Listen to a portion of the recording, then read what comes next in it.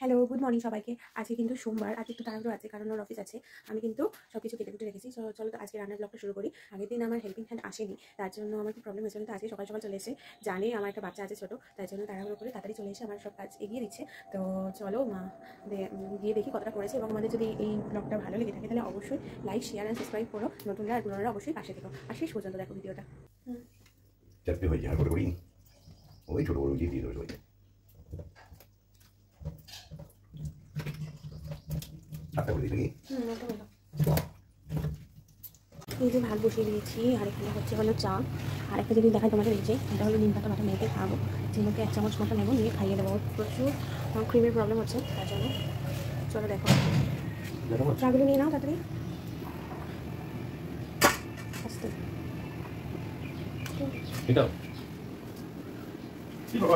বললাম না কি এটা পড়েছে এইখান থেকে না, এগুলো নুন দেওয়া।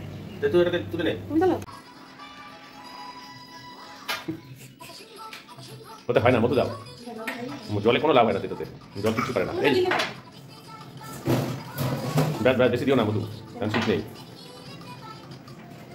ভালো ভালো মধু। হ্যাঁ, এই যে মেয়েকে দুধ খাওয়ালাম, ওকে ওই তেতোটা খাইছে বলে দুধটা খেতে চাইলো না, দেখো কতটা খেয়েছে।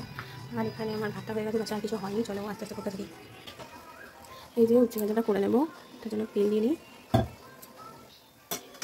তেলটা গরম হয়ে গেছে, উঠে গেছে।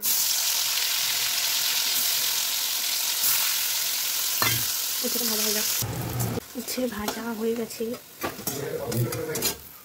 উচ্ছে ভাজাগুলো তুলে ফেলেছি, এবার আলুগুলো ভাজা নেবো।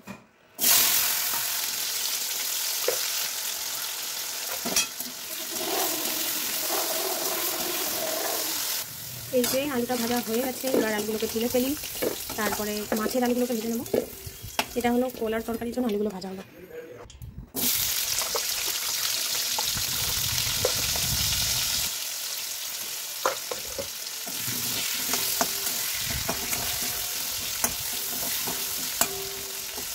মাছের আলুগুলো ভাজাও হয়ে গেছে, এবার এগুলো তুলে ফেলি।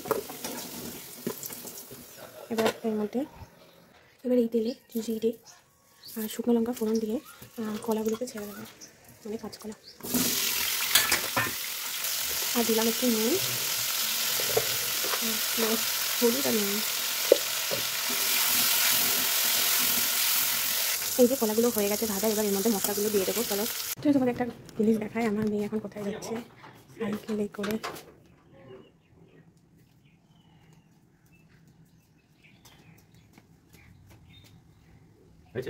আমি মশলা দেবো বলে ভিডিওটা অফ করে দিয়ে তারপরে মশলাগুলো দিয়েছি, মানে রেকর্ডিং হয়নি, আমি টের পাই এটা। তো যাই হোক, আমি এখানে কলা ভাজার পরে আমি এর মধ্যে টমেটো আদা লঙ্কা পেস্টটা দিয়েছিলাম, তারপরে আলুগুলো দিয়ে দিয়েছিলাম, দিয়ে তার মধ্যে হলুদ গুঁড়ো, জিরে গুঁড়ো, লঙ্কাগুলো দিই না, আমি মেয়ে খাই তো। হলুদ গুঁড়ো, জিরে গুঁড়ো আর লবণ দিয়ে ভালো করে কষিয়ে এই পর্যায়ে এসছে। এবার এর মধ্যে জল দিয়ে ওটা সেদ্ধ হতে দেবো। সেই জল দিয়ে দিলাম।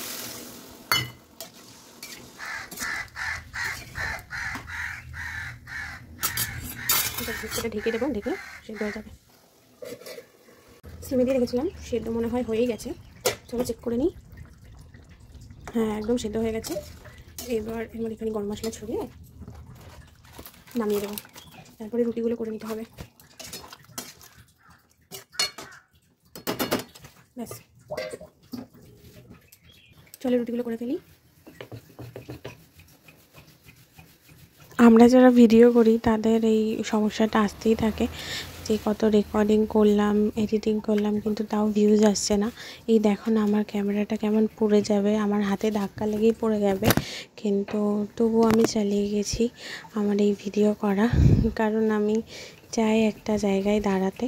তো তোমরা যদি পাশে থাকো, অবশ্যই আমি সেই জায়গা আমি অ্যাচিভ করতে পারবো। তো প্লিজ পাশে থেকো আমার, এটাই তোমাদের কাছে রিকোয়েস্ট।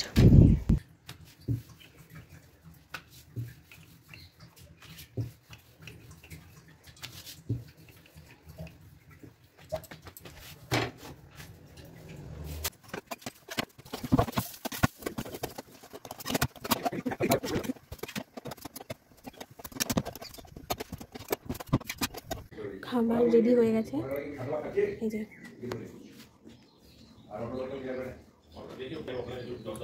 চলো দিয়ে আসি। হোটেলের নাম কি? জয় সন্তোষী মা। Casi. Ya, tía.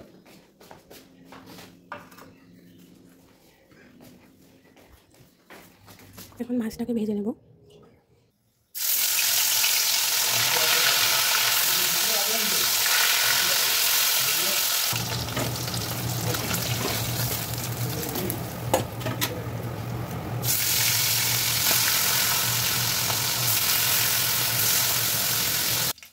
মাছগুলো ভাজা হয়ে গেল, এবার তুলে নেব সবকটা।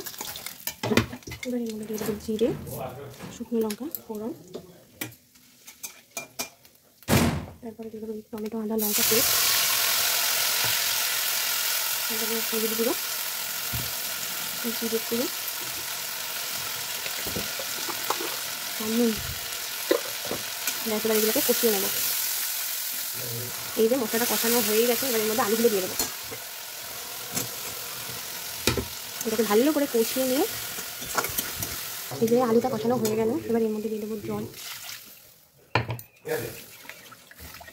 এবার থেকে ঢেকে দিই।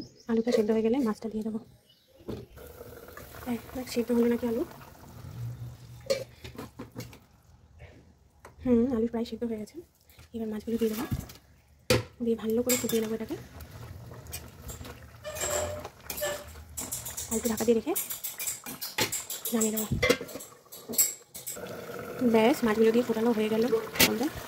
এটা নামিয়ে দেবো এবার গরম মশলা দিয়ে।